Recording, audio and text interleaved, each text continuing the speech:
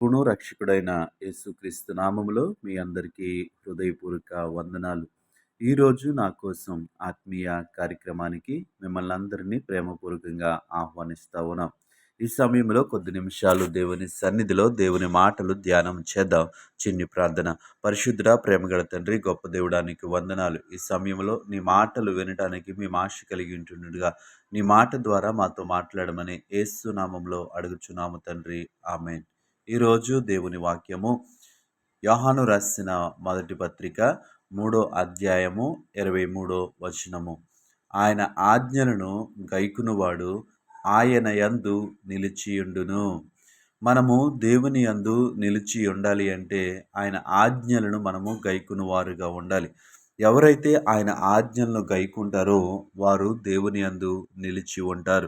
ఈ మాటలింటిన ప్రియ సహోదరి సహోదరుడా, చాలాసార్లు మనము ఎందుకు దేవుని పక్షముగా నిలిచి ఉండలేకపోతున్నాము అంటే ఆయన ఆజ్ఞలను గైకొనలేకపోవటం వల్ల, ఆయన మాట మీద విశ్వాసము లేకపోవటం వల్ల. ఈ లోకములో మనము జీవిస్తూ ఉన్నప్పుడు అనేక పర్యాయములు, అనేక సార్లు మనము ఆయనకి దూరముగా వెళ్ళిపోతూ ఉంటాము.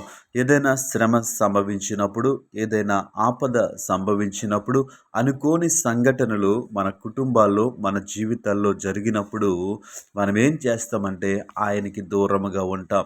ఆయనకి వేరుగా జీవిస్తూ ఉంటాం. కానీ దేవుని వాక్యము సెలవిస్తూ ఉంది, ఆయన యందు నిలిచియుండును.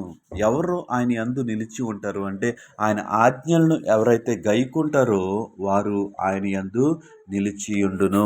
ఈ మాటలు వింటున్న ప్రియ సహోదరి సహోదరుడా, ఆయన యందు మనం నిలిచి ఎప్పుడు ఉండగలమంటే ఆయన ఆజ్ఞలను గైకున్నప్పుడు.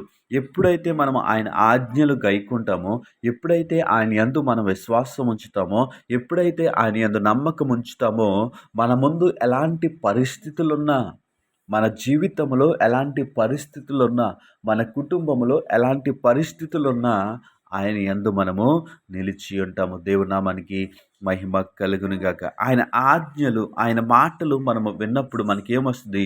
విశ్వాసం వస్తుంది, మనకి ధైర్యం వస్తుంది. ఆయన ఆజ్ఞలను అనుసరించినప్పుడు దేవుని నామానికి మహిమ కలుగునుగాక. నీతిమంతులు సింహము వలె గర్జించుదురు. ఎందుకు సింహము వలె గర్జిస్తారు అంటే దేవుని యొక్క ఆజ్ఞలను వారు పాటిస్తూ ఉన్నారు కాబట్టి.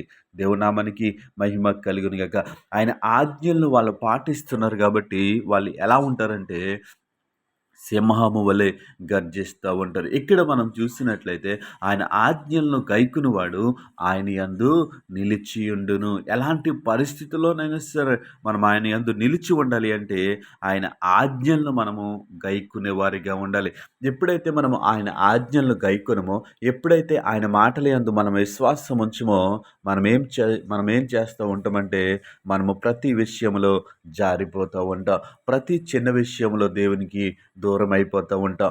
ఆయన యందు మనం నిలిచి ఉండలేము. ఎందుకంటే ఆయన ఆజ్ఞలను మనం పాటించట్లేదు కాబట్టి, ఆయన ఆజ్ఞలను మనం గైకొనట్లేదు కాబట్టి, మనం శరీరానుసారంగా ఆలోచిస్తూ ఉంటాము. ప్రకృతి సంబంధమైనటువంటి వాటి కోసము ఆలోచన చేస్తూ ఉంటాము. కాబట్టి ఆయన యందు మనము నిలిచి ఉండలేము. మనుషుల మీద ఆధారపడతా ఉంటాము, పరిస్థితుల మీద ఆధారపడతా ఉంటాము. అది మన విశ్వాసానికి ఎంత మాత్రము మంచిది కాదు. కానీ ఆయన యందు నిలిచియుండును. ఆయన యందు నిలిచి ఉండేవారిగా ఉండాలి. అయితే ఆయన యందు నిలిచి ఉండాలంటే మనం ఏం చేయాలి అంటే ఆయన ఆజ్ఞను గైకొను వారిగా ఉండాలి. ఎవరైతే ఆయన ఆజ్ఞను గైకుంటారో వాళ్ళు ఏం చేస్తారంట? ఆయన యందు నిలిచియుండును. దేవునామానికి మహిమ కలుగును గాక. పరిస్థితులను వైపు కాదు గాని, మనుషుల చూసి కాదు గాని, ఆయన ఆజ్ఞలను గైకునే వారుగా మనం ఉండాలి. ఎప్పుడైతే ఆయన ఆజ్ఞలు మనము గైకుంటామో ఆయన యందు మనము నిలిచి ఉంటాము. ఆయన యందు ఎవరైతే నిలిచి ఉంటారో ఆయన వారికి సహాయము చేస్తాడు. అట్టి కృప దేవుడు మనకి అనుగ్రహించును గాక. ఆమేన్.